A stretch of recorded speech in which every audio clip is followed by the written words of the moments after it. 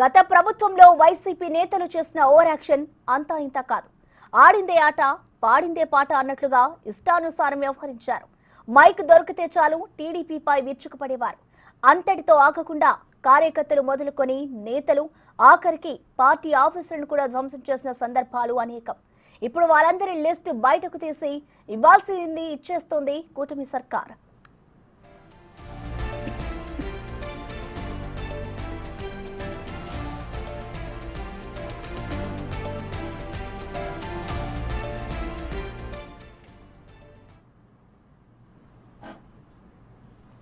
తాజాగా అప్పిరెడ్డిని అదుపులోకి తీసుకున్నారు పోలీసులు. మంగళగిరిలోని తెలుగుదేశం పార్టీ కేంద్ర కార్యాలయంపై దాడి చేసిన కేసులో ఆయన కూడా ఉన్నారు. అంతకుముందు అంటే నిన్న ఇదే కేసులో మాజీ ఎంపీ నందిగం సురేష్ ను పోలీసులు అరెస్ట్ చేశారు. నాటకీయ పరిణామాల మధ్య సురేష్ ను ఏపీ పోలీసులు తెలంగాణలో అదుపులోకి తీసుకున్నారు. సెల్ ఫోన్ సిగ్నల్స్ ఆధారంగా హైదరాబాద్ లోని మియాపూర్ గెస్ట్ హౌస్ లో ఉన్నారన్న సమాచారంతో ఏపీ పోలీసులు అక్కడికి వెళ్లారు. పక్కా సమాచారంతో అక్కడ ఆయన్ను అరెస్ట్ చేసి 14 రోజుల రిమాండ్కు తరలించారు.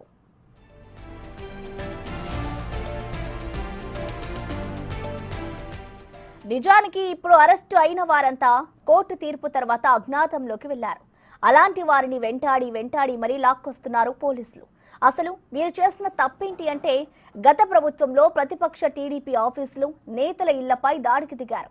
అప్పుడు అధికారం వారిదే కదా అని కేసులు పెద్దగా పట్టించుకోలేదు పోలీసులు.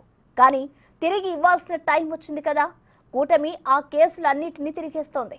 మంగళగిరిలోని తెలుగుదేశం పార్టీ కేంద్ర కార్యాలయంపై దాడి కేసులో దేవినేని అవినాష్, అప్పిరెడ్డి, నందిగాం సురేష్, తలసిల రఘురాం సహా మరో 14 మంది నిందితులుగా ఉన్నారు. అధికారం చేతిలో ఉంది కదా అని అప్పట్లో వీరంతా ఇష్టానుసారంగా రెచ్చిపోయారు. టీడీపీ కేంద్ర కార్యాలయంపై దాడికి పాల్పడమే కాకుండా ఆ ప్రాంతంలో వీరంగం సృష్టించారు.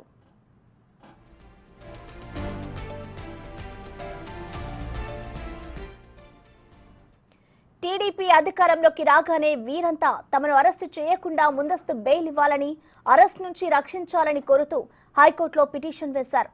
పిటిషన్లు వేసిన వారిలో వైఎస్ఆర్సీపీ ఎమ్మెల్సీలు లేళ్ల అప్పిరెడ్డి, తలసిల రఘురాం, మాజీ ఎమ్మెల్యే ఆళ్ల రామకృష్ణారెడ్డి, పార్టీ ప్రధాన కార్యదర్శి సజ్జల రామకృష్ణారెడ్డి, దేవినేని అవినాష్, బాపట్ల మాజీ ఎంపీ నందిగం సురేష్ ఉన్నారు. ఉండవెల్లిలో గల చంద్రబాబు నివాసంపై దాడి వ్యవహారంలో ముందస్తు బెయిల్ కోరుతూ మాజీ మంత్రి జోగి రమేష్ కూడా ప్రత్యేకంగా మరో పిటిషన్ దాఖలు చేశారు. ఈ పిటిషన్లపై వాదనలు విన్న కోర్టు ముందస్తు బెయిల్ పిటిషన్లను తిరస్కరించింది. ఇంకేముంది, తలా ఒకరు అజ్ఞాతంలోకి వెళ్లిపోయారు.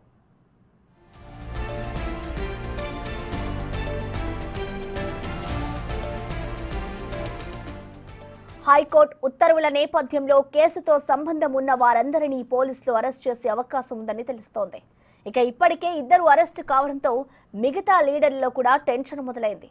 అరెస్టు భయంలో దాడి కేసులో నిందితులుగా ఉన్న మాజీ మంత్రి జోగి రమేష్, దేవినేని అవినాష్, ఇతర నేతలు అజ్ఞాతంలోకి వెళ్లారనే చర్చ జరుగుతోంది.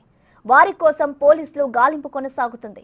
సో ఓవరాల్ గా అధికారం మంటతో నేతలైనా కార్యకర్తలైనా అడ్డగోలుగా రెచ్చిపోతే చట్టాల ముందు సమాధానం చెప్పక తప్పదని కూటమి నేతలు విమర్శలు చేస్తున్నారు.